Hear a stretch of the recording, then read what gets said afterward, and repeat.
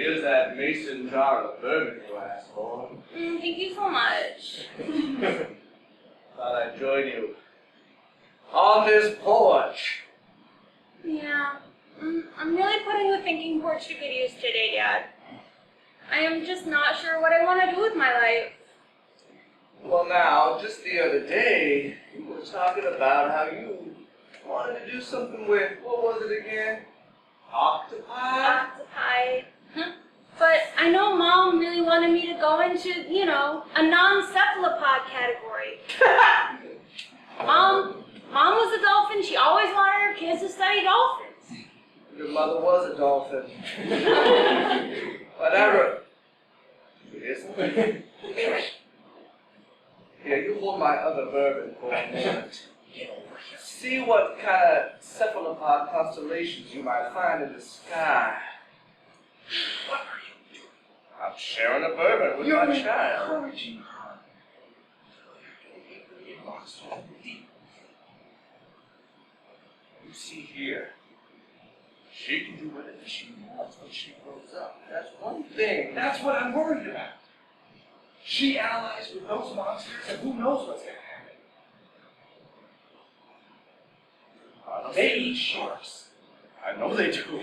Sharks and dolphins are kind of the same. All right, you stay in your closet. I'll see if I can dissuade you. Count on me, Larry. You know, did you ever see a movie and have feelings about it and wanted to write those feelings down? Actually, yeah. A lot of times I watch a movie and I'm like, hey, I feel a certain way about this main character, and other people should know about how I feel about this main character. You know, and the advantage to that course in life is you don't get wet. And you don't get seasick. Like, ever?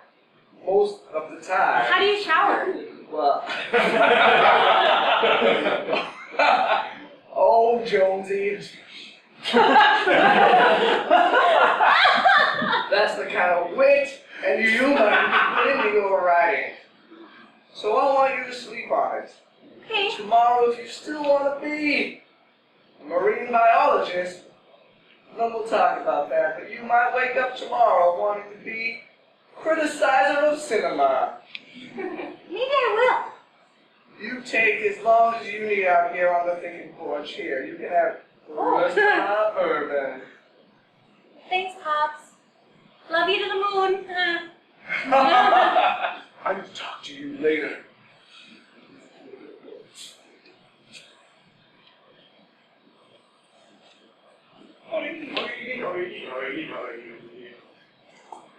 Now, where did that little girl go? Oh, hey, Miss Muha, I actually need some career advice. Do you have a second?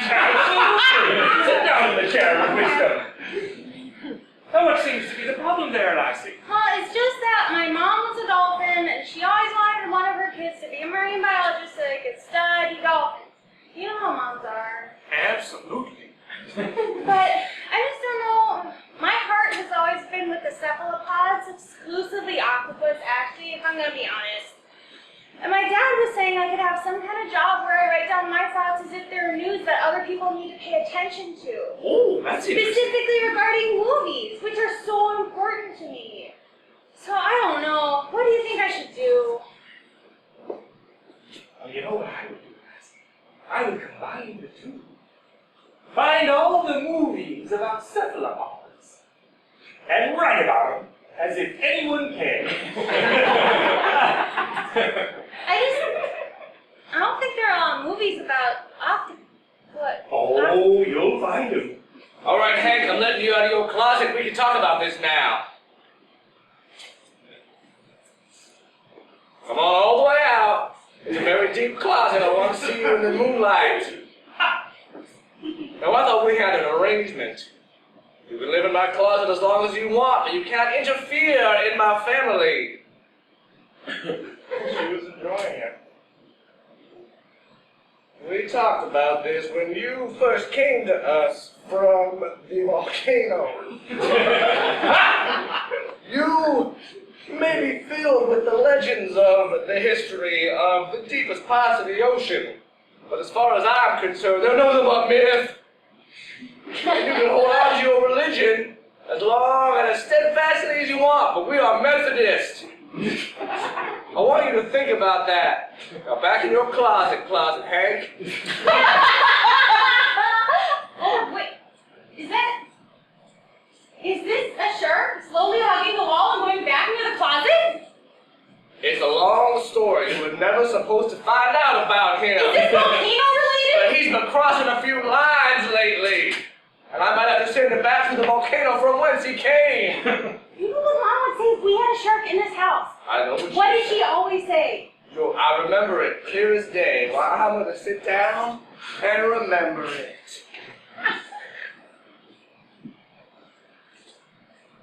Oh, dear heart, please enjoy this huge family estate left to you by my wealthy father who made his money in timber.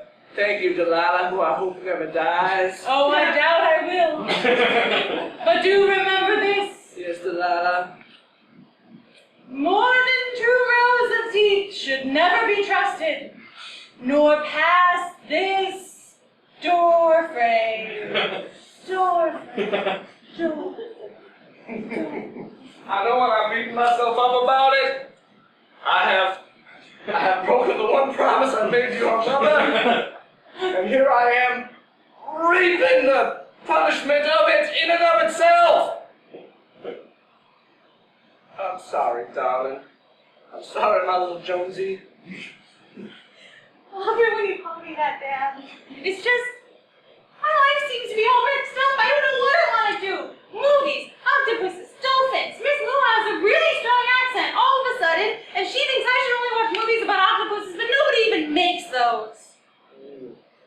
I hear your struggle. Well, when I was a boy, I just wanted to play softball. And my dad made me go to that volcano expedition. You see where I ended up?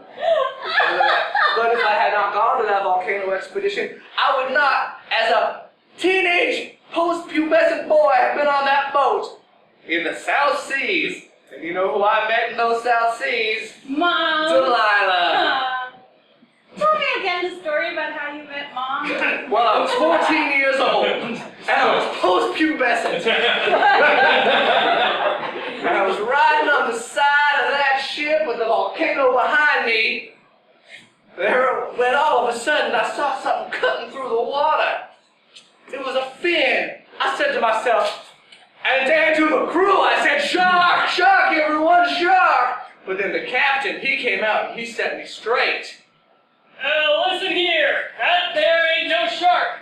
But the fin! That's the prettiest dolphin that ever sailed this sea with her own fins. 'Cause of a dolphin, she's a dolphin. Oh, I see that now with her permanent smile that takes out her snoot. And she steers us to shore in storms and shows us where the most fish are. She's kind, generous, and quirky. Was she the prettiest thing I've ever seen with these two 17-year-old eyes? When we get back to port, do you think she would go to an Italian restaurant with me? Oh, perhaps. But to ask a dolphin out to an Italian restaurant requires a very special post-pubescent man. I'm one of those. I wish you luck. I can teach you no more. Thank you, Captain.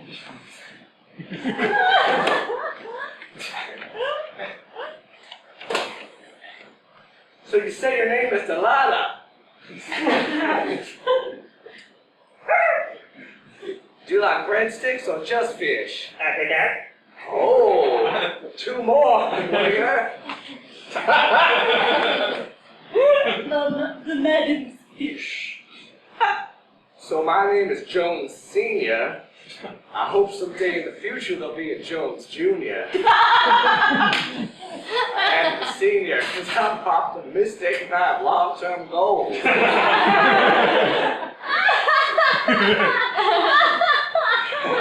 I'm so sorry to interrupt. I just couldn't help notice. You are on a date with the most gorgeous dolphin I ever saw, and I actually developed it.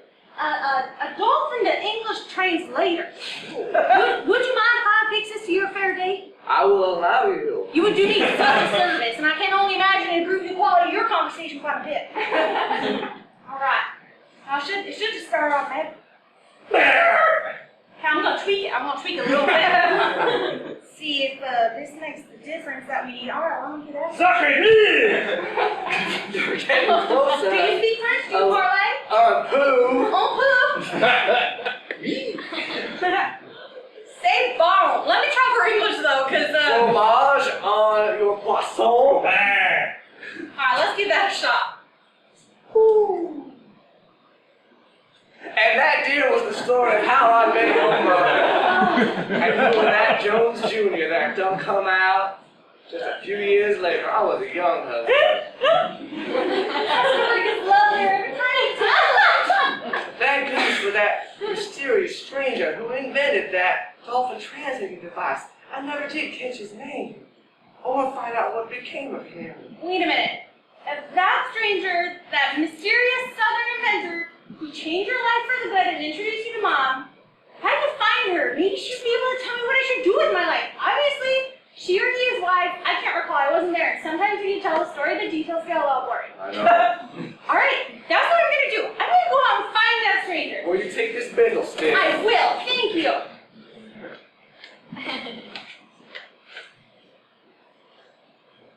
Oh, now I see the problem now. I done got the gear mixed up. I'm looking for a southern inventor. If you have to draw and make things, please come find me. Hello? I reckon you just recited my calling card. What's that? I decided it?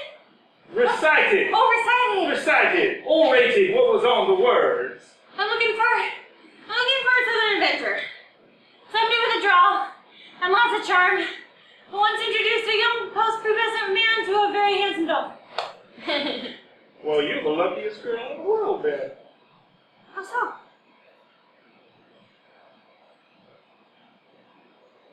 You're the southern inventor who would introduce a young man to a beautiful dolphin not 5 years ago?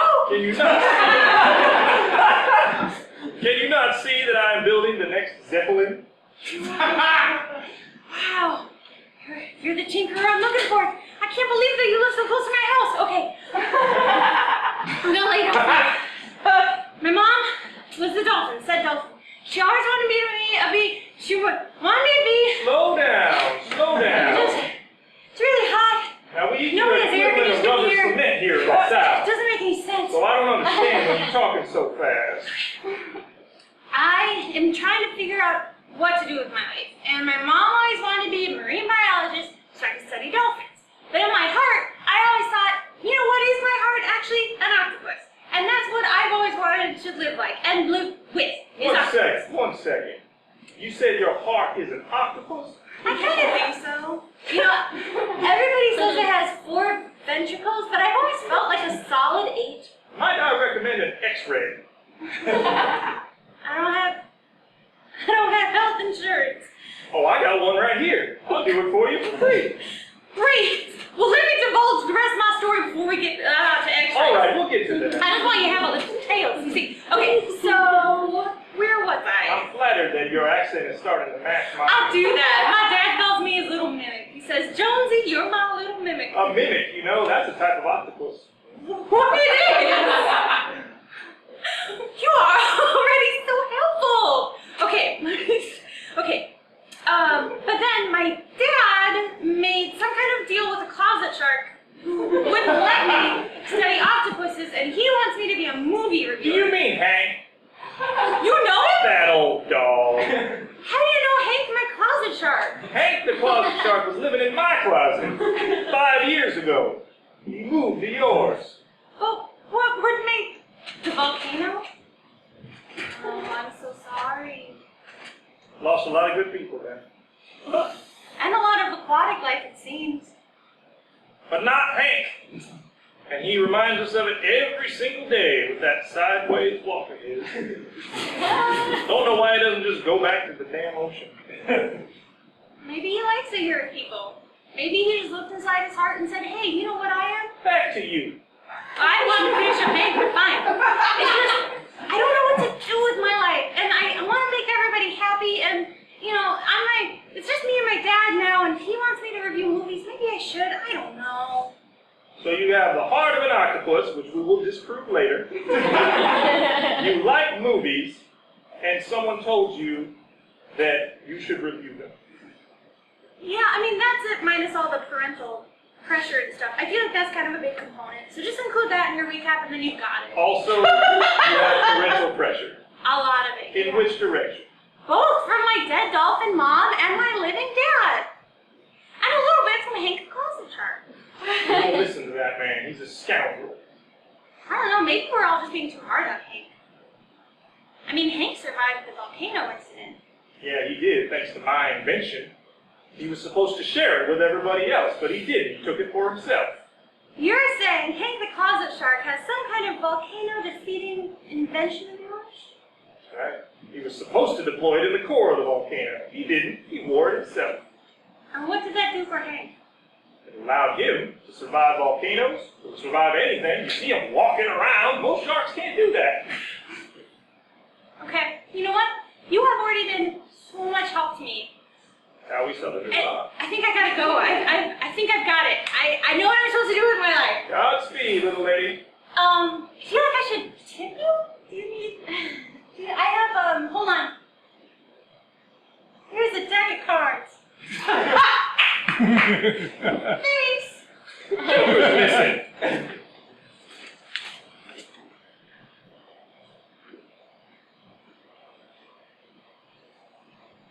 Wake up!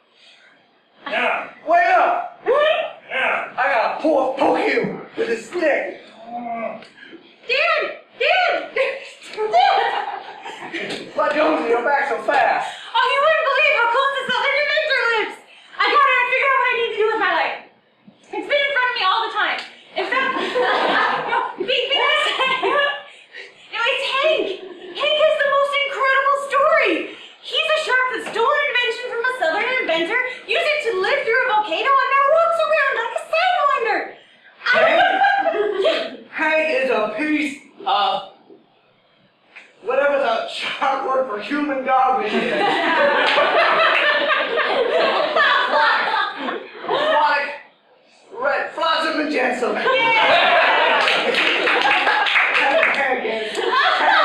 Over my dead body will leave me the key to understanding anything.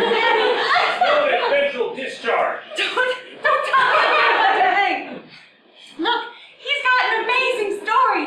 He could teach the world so much. He's the first shark to ever take up residence in someone's closet. And I'm thinking I need to tell Hank's story. I'm gonna make a documentary about Hank the Closet Shark. Hank the Closet Shark, a film? You think people would go and see that? Yeah, tagline. Out of the ocean, into the closet, out of the closet, but he's not gay. Oh, is he? Is Hank gay? I don't know. Well, that'll be number one thing I gotta figure out. Hold on, I need a notebook from my bindle. Yay! 1 with a bullet. 2, favorite food. What else goes in the documentary? I don't know, but I do know this, Jonesy. You are now old enough and mature enough to take over the closet keys from me. If you truly believe this is your calling in life, I'm not going to be the one to stop you. Because one of the other things your mama made me promise you is to never get in the way of your dreams. And then she died. Daddy, you never told me about when Mom died. What was that like? Why, it's a whole other story. Too long to tell right now? I don't know. I'll tell you the 3 things in a Mars. Okay. A paradise, not like a paradise. A lampreys. How many? A half dozen of Oh my these. heavens! And a leprechaun. Miss Luha has been looking for a leprechaun, or is a I think she has some leprechaun blood in her. She's been talking about doing 23andme.com. Yeah? But she hasn't yet. Or if she has, she hasn't posted on Facebook about it yet. She's usually real quick to post on Facebook. Why don't we visit her now? See if she had something to do with Mom's death? Yes. Alright, well, but as soon as we're figuring that out, I'm coming back to this documentary. Alright. This one feels right for me. This is your lucky day, Hank! Hey, it's your name from now on! Oh, look, it's Mrs. Mohawk in her own yard. Mrs. Mohawk! Oh, hey, did I? Mrs. Mohawk! Mrs. Mohawk, with really no thanks to you at all, I figured out what I want to do with my life, but it's led me down an interesting No path. thanks to me, you say, lassie. Yeah, I think you were pretty unhelpful. Did I not suggest something that could have been a little bit helpful? I don't think you did. You tell me what you decided to do, and then I'll justify how I thought it was more helpful. With my dad's help and making a documentary about Hank, our closet shark. Ah, making a documentary in which you share your thoughts about something aquatic with the people of the world. Oh, actually, yeah, she did help me. Well, I was going to grill you about my mom's death, but you were actually pretty consequential in my figuring out what I want to do with my You life. can still grill me if you like. You might end up in the special thanks in the end credits. That's a good idea. I should do that. Yeah, okay. You'll be in the special credits for sure. But first, do you have something to do with my mom dying? Absolutely. What? What happened? What did you do? It's the circle of life, lassie. You think that to justify killing my mom? It wasn't so much murder as it was an accident she innocently nudged. The magical nudge. You see, there was these half-dozen lampreys. If I remember correctly, they were going up and down the sidewalk on one of those, you know, it's like a skateboard with a wooden crate on the front of it. You know what I'm talking about. Oh, I know what you're talking about. And I stood out on the porch, and I yelled at them, lampreys, you stop making a ruckus. And whatever you do, don't go on Mrs. Mohawk's lawn. She'll only get mad. Get stuck, old man. Those lampreys were no good. In fact, I think there was a gang. A gang of very rude lampreys. We'll go wherever we want. And they also like to gamble. You know, guys and dolls style. With musical numbers? No, it's with dice and a wall. There all 6 of them were. Yeah! Throwing down their nickels and dimes and rolling the dice, hoping to get 7, I think. We play for 6s, old timer. And that's when your mom came over. She started yelling at them something fierce, because she didn't like to see sea creatures wasting their life away with hooligan activities. If there's one thing you knew about your mom, she wanted everyone to reach their best potential. Listen now, lampreys. Surely there's another way to spend your time. The park downtown needs cleaning. There's cigarette butts everywhere. Listen to this pretty lady. She has no idea what the Gaslight District is about. Yeah, Gaslight. Where? Hey, stop it! So's your old man! Ugh. Oh, I've never in all my days. I am Delilah, the most beautiful Italian dolphin in the world, and I will not be spoken to like this on front of the yard of my very own neighbor, dear Miss Mohawk. You know, a pretty dolphin like you is probably lucky. Blow on my dice? Wait, I'm doing her voice. Hey, a pretty lady like you is probably lucky. Blow on my dice. All right, but only if you agree to clean up your act. Oh, snake eyes! You took all my money! Oh! Now we're gonna have a fight! A West Side Story style! No! Let me intervene! Surely not! Knife! Whoops! We're so terrible at hitting each other!